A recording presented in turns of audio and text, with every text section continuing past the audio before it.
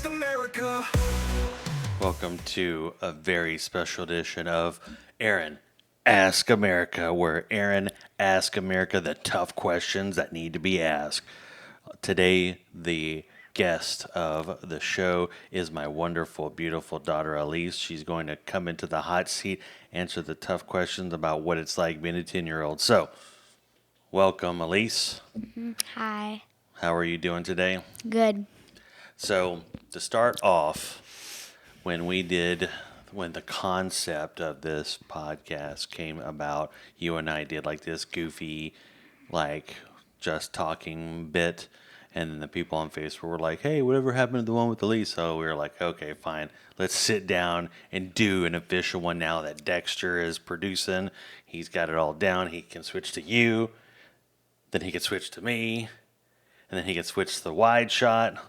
And then everybody's good. So, what do you think about the podcast so far? I think it's actually going really great. Yeah. Think so? Mm-hmm. How many views are we going to get? Maybe 1,000. 1,000. So, that means we're going to have to really work at getting people to see this. You want to know why?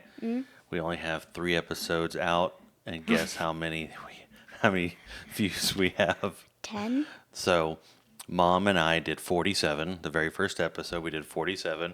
And then Matt did, I think he was at 20. And then Wes did 20. And then Evan comes out this coming week as we're filming this. So, what is it like being 10 in 2025? The people want to know. Being 10 is like,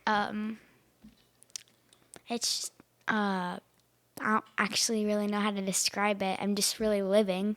You're just living? Yeah. That's your response? I'm just living. So, like, you just got done with what grade?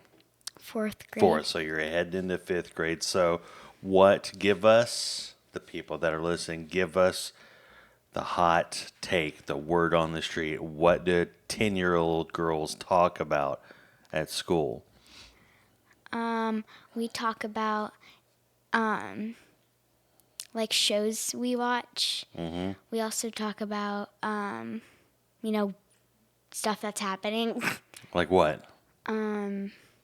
Drama. Drama in the school, like boys that you like, and how gross they are, and ew. So, what is the most talked about TV show in the 4th grade?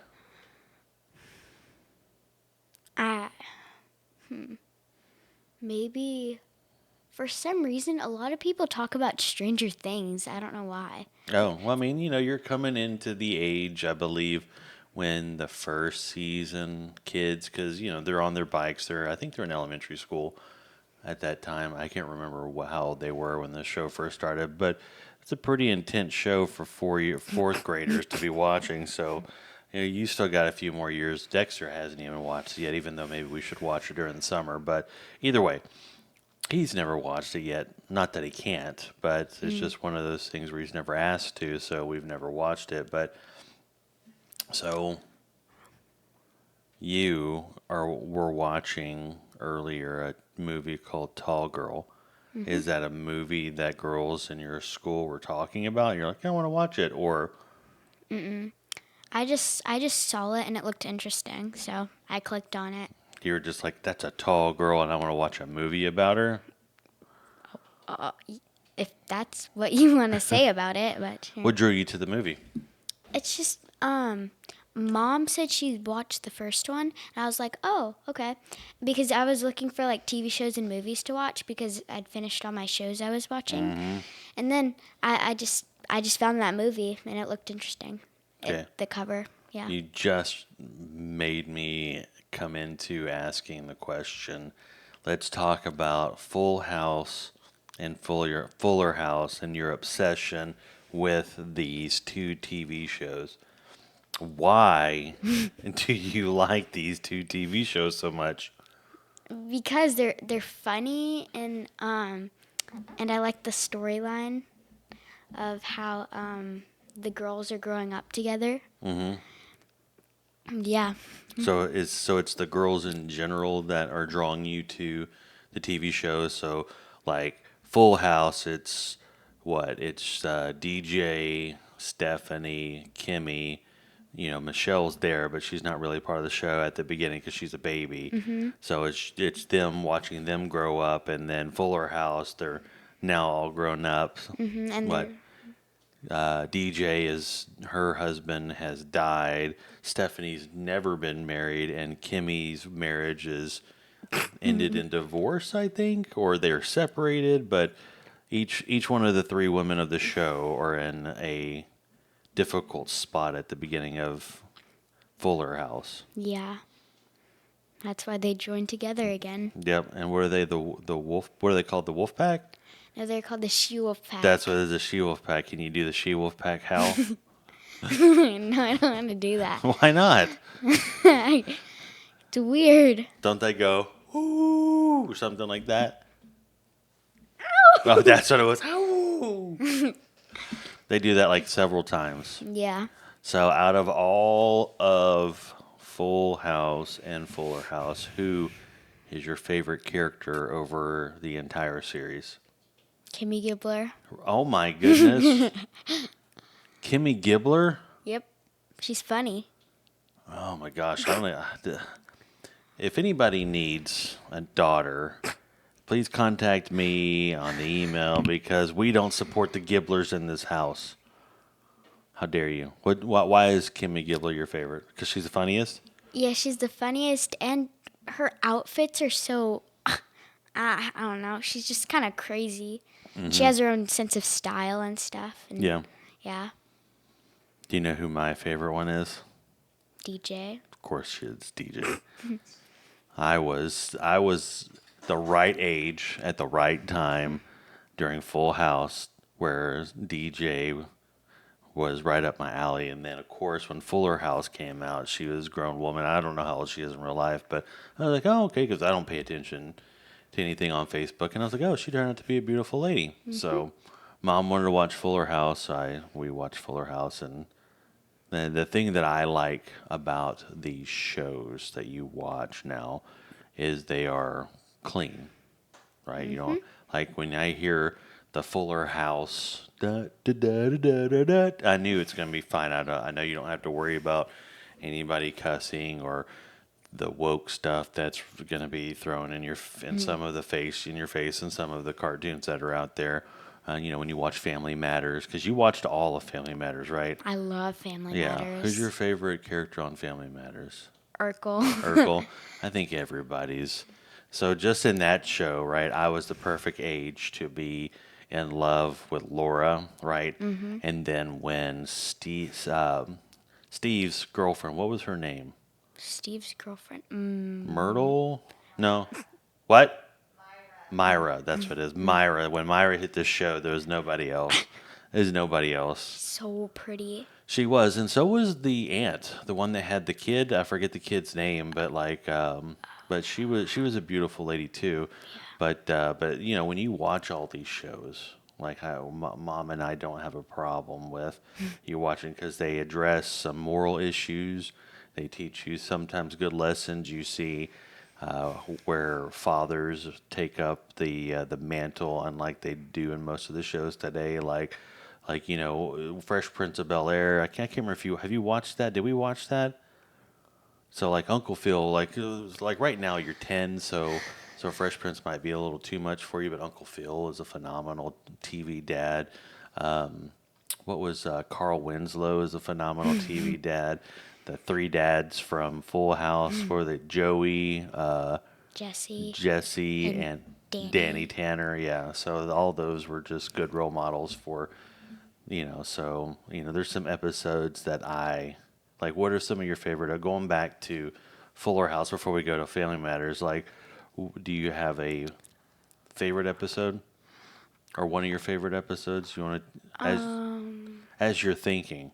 So there's an episode in the original Full House where the girls accidentally knock a hole in the wall of their dad's Yeah. room, and they move everything over like I think like an inch to cover the hole that they made. So when he walks into his room, he's putting his coat down where he thinks everything is supposed to be, and everything's off by like an inch.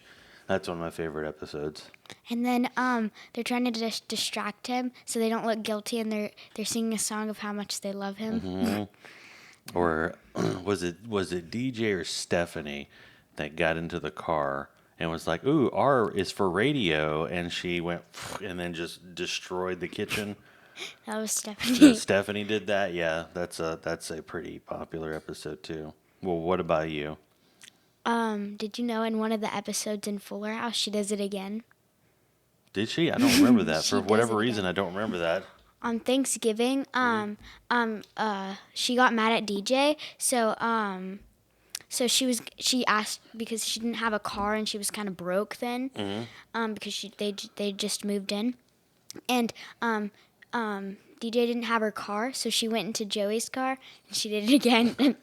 Why do I not remember that?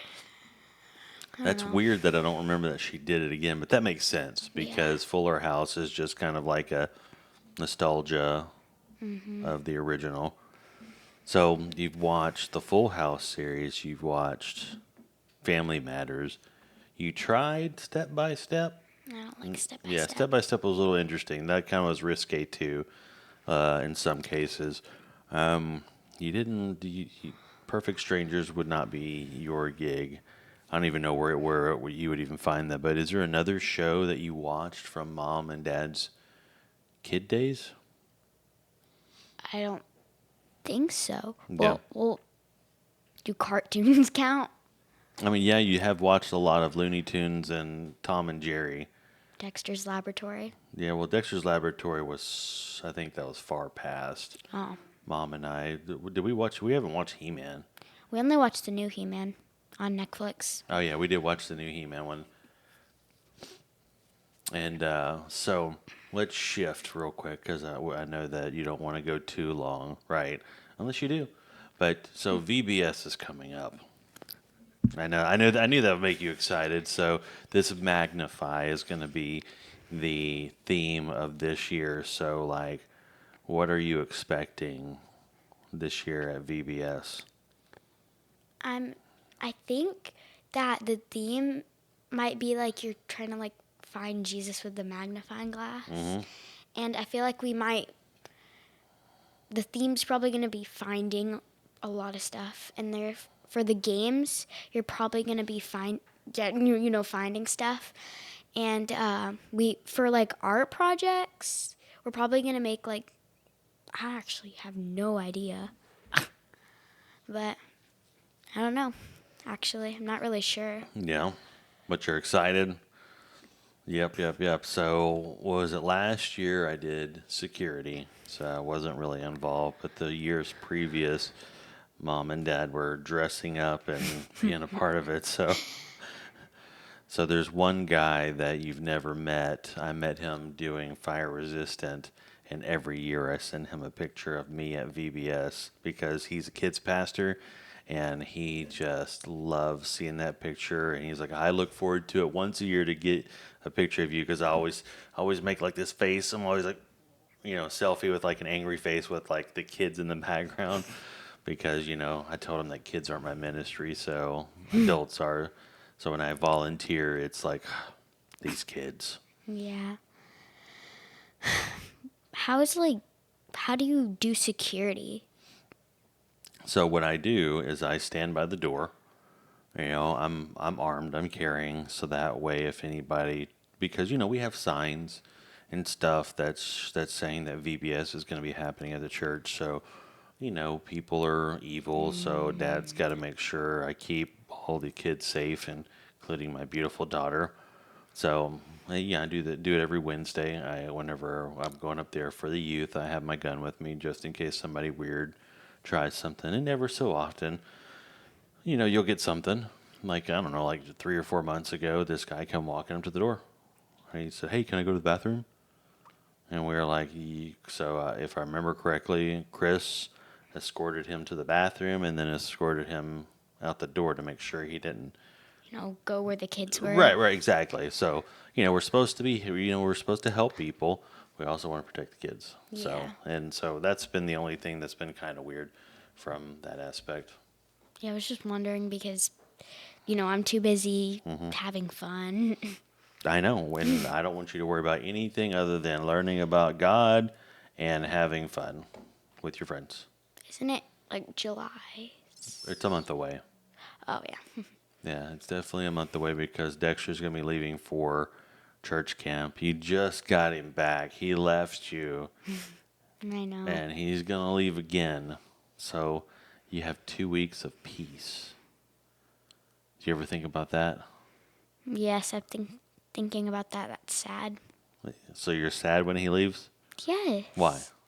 It's because usually, we argue and I don't know. It's just something about the arguing.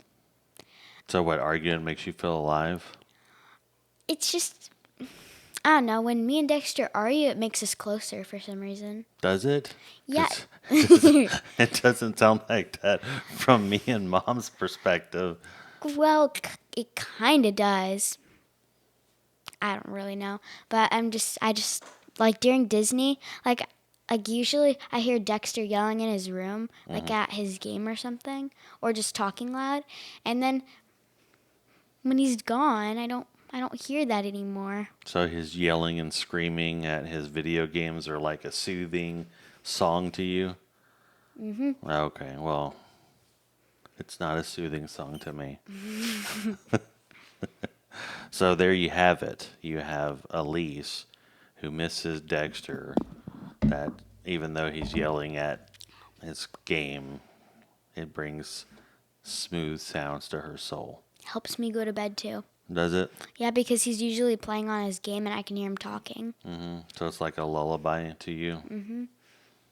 So when he graduates and he inevitably goes off to wherever, how are you going to fall asleep?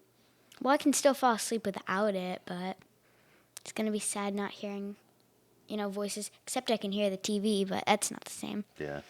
So when he's like, "How?" That's not like a soothing. You're gonna miss that. Yes. You're gonna be like, "How?" But now you're gonna be like, "I wish somebody would yell how."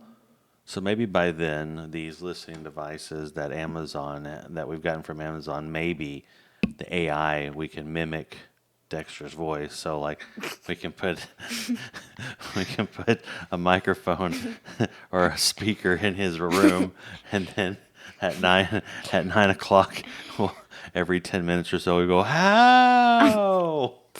What are you doing?" That'll make you feel better. It will. Because by then, these devices will be able to mimic voices and stuff like that. So, so we'll have Dexter's voice in the system. Chat GPT. Maybe we'll have robots. Ooh. So we'll have a robot running around the house. So we'll have the listening device saying how. And we'll have the robot banging on his table. So. So with that being said, are you ready to wrap this up? Yeah. Okay, because you look like you were getting antsy in there. So I was like, all right, we can wrap this up. So Yeah. this special edition of Aaron Ask America, we always end the show with asking our guests to give some sort of life advice, some sort of anything that pops into your head. The floor is yours. What does a beautiful 10-year-old, beautiful daughter going to the 5th grade have to tell the world right now? Watch Aaron Ask America. Give it as many views and likes as you can, and then if you want to be on the show, then comment down below. Yeah. You can tell that I've raised a beautiful girl who is smart, who plugs the show when she could say whatever she wants. So with that being said, Elyse, thank you for coming back on the show to do an official episode. And with that being said, this has been Aaron Ask America, where we ask the tough questions to the person in the hot seat. Goodbye, everybody. Aaron Ask America. We're talking real life, truth, love, and struggle. No filters, no hype. From the heart of the people to the soul of the land, he's asking the questions you'll understand. Aaron asked America.